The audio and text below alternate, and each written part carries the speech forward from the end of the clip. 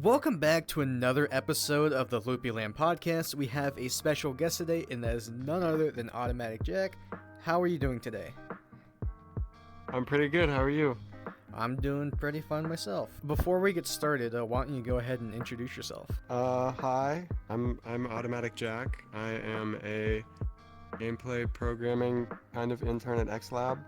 I make cool things. I do bug fixes.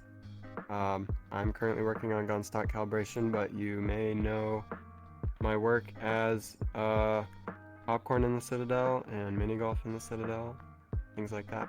How long have you been playing VAIL for? I got VAIL last fall, probably about exactly a year ago. I discovered it when Thrill made a video on it, and I thought it was super cool, and I got it on sale on Steam. I didn't play it that much back then because the player base wasn't great. There weren't many lobbies to find, but when the 1.0 release launched this February, I played it a ton because the matchmaking and the progression was like really hooked me, and yeah, playing a lot ever since. What made you start playing VAIL? Well, I discovered a video that Thrill made about it, and I kept playing it because the gunplay is really precise, and I really like that, and the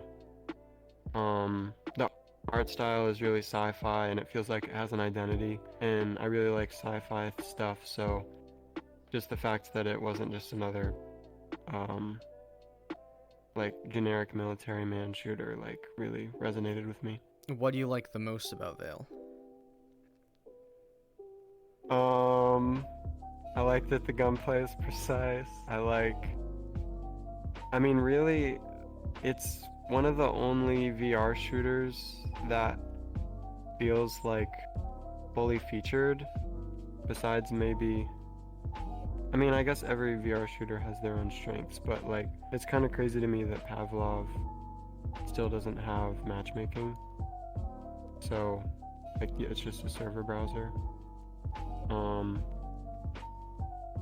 don't know, I really like the map design too. Like, all the maps are really unique and fun. What do you like the least about VAIL?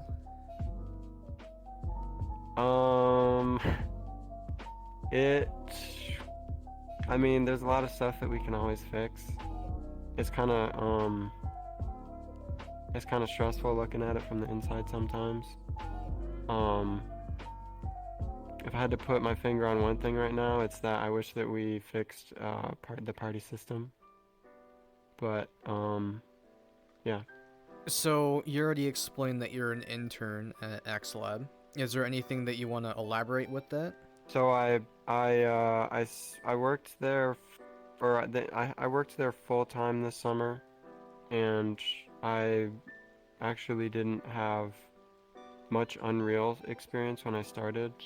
I had a ton of VR development experience beforehand, but it was mostly Unity, so I learned Unreal in the first couple weeks and slowly got up to speed over the summer, and now I'm fortunate enough to like work there part-time through college, so I'm glad that I get to keep working on things and being involved with the team. What would you say is your favorite part about working on VAIL?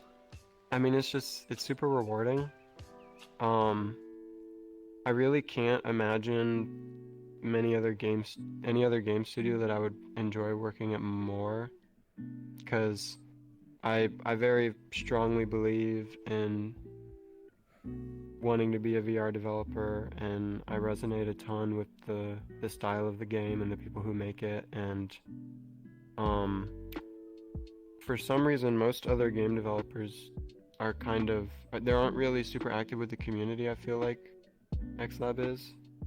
Like, they don't have like public facing developers or like much interaction with the community, so it's like a pretty unique experience to, like, I don't know, get to talk to all you guys like this, Have you worked for any other game companies besides AEXLAB?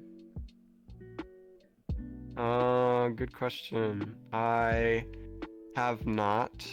The job that I had before this was a college job that I had for a year before this, partially part-time during college and full-time outside of it. Um, and with that, I was kind of making some educational like demos for showing how VR could be used in an educational format.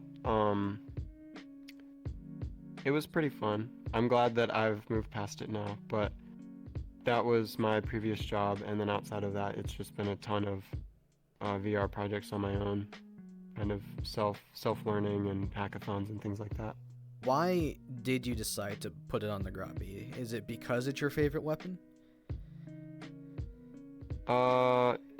Yeah, so I guess if I had to choose like the main favorite weapon, it would probably be the MK, just because that is the all-rounder, of course. But the Grotby, I'd say, is my second favorite weapon. I was considering putting it on the Vector because that gun is just very sci-fi and unique.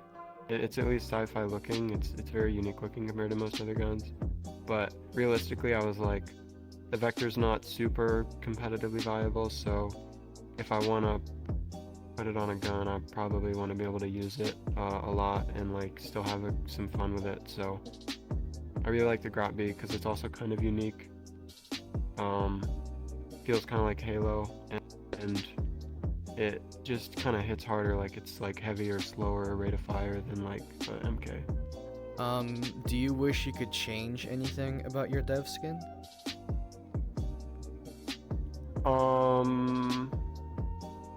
I tried to put a QR code on the inside of it, but the way that the texture map or the UVs worked out, there like just wasn't enough resolution on the inside of where I wanted to hide it at all.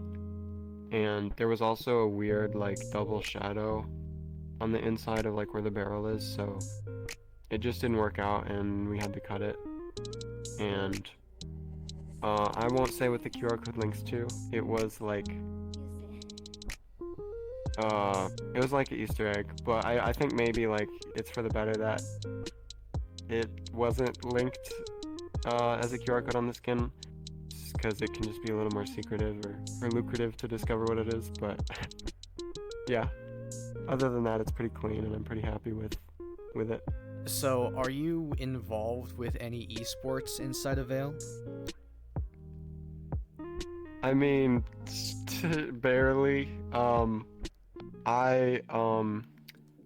I guess I led the collaboration between AEXLAB and Collegiate VR Esports, or CVRE, and that's an organization because I'm really involved in a lot of college things. I'm involved in Collegiate VR Esports. I'm involved in Intercollegiate Extended Reality Club, which is like, or ICXR, which is like a developer group of people.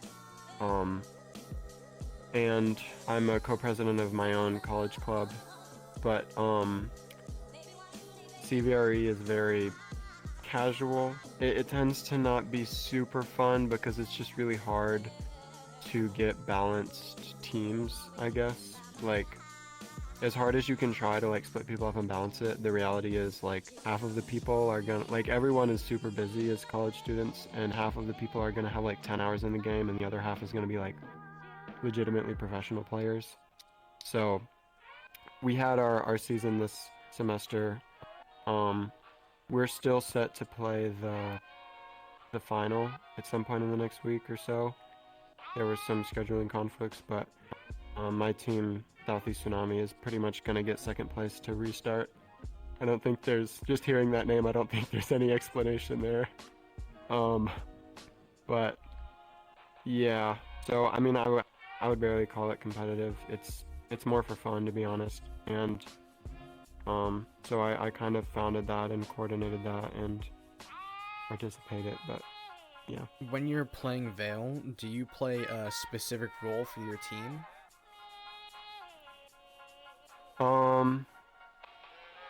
I kind of just do whatever Valve tells me to do. because he has the most experience on our team, and he's really knowledgeable of the game.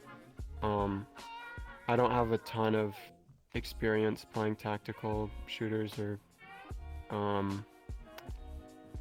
search and destroy type game modes. So he usually is just like, he's usually kind of just a strategist, so I'll just hold like a specific site and, rotate. Nothing crazy. Do you have any advice for people starting a group like that? I guess I don't have a ton of advice, cause I'm in a pretty unique position, I guess. Yeah, I don't, cause I'm on the development team, and I was already kind of involved with CRE, and they were looking for a new game, I guess. Because Beat Saber's always been their stable game, and Echo used to be their stable game, but then I think we know what happened there, so they've been trying to find some shooters, like they had a season of Pavlov and a season of Breachers, but it's hard to keep enough interest there. So, I guess I don't have any advice on starting a league. If there's any way I could maybe help you, if you want to reach out, I'd be happy, but... If there was something that you could say to either the VAIL community or development team, what would you say? Interesting. I guess, there's nothing I have to say to the development team publicly, because I talk to them a lot, in Slack. But, for the community,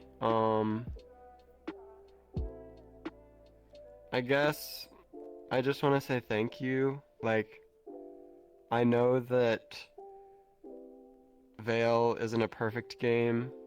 Like, there's a lot of problems, and like, there's,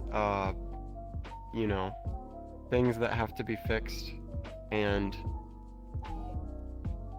we might not be like currently prioritizing what you might love to get out of the game, but I guess you just have to understand that the decisions that they make on like what they want to work on is there's a lot of factors that go into it, in terms of like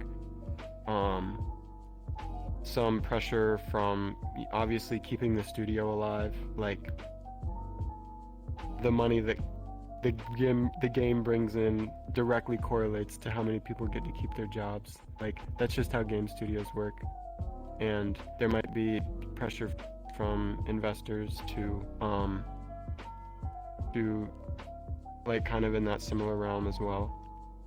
But overall, the community is my experience with the community has been super positive, and I'm really happy about like everyone who I've been able to meet and interact with, and I'm really grateful for all of you guys. I'm pretty new to the VAIL scene as well, so I appreciate you guys being welcoming, and like, yeah. Before we end it off here, are there any socials that you'd like to share? Sure. I'm active on Twitter. It's the same username, Automatic Jack. I think you can find me. It's like the same like spelling everywhere. That's about it. I also have a YouTube channel that I'm not like trying to be a YouTuber, but it's just more of like miscellaneous uploads of things that I work on in my life, like project showcases and things like that, or events that I host. So I guess you can follow me there, and obviously it'd be pretty easy to find me in Discord if you want to reach out. And that's gonna about end it. I'm gonna thank each and every single one of you for watching. I'm gonna thank you, Mr. Jack, for coming on and speaking with us. This is Loopy, signing off. Thank you so much for having me. Of course. And thanks for watching. Subscribe. Subscribe to Two Man!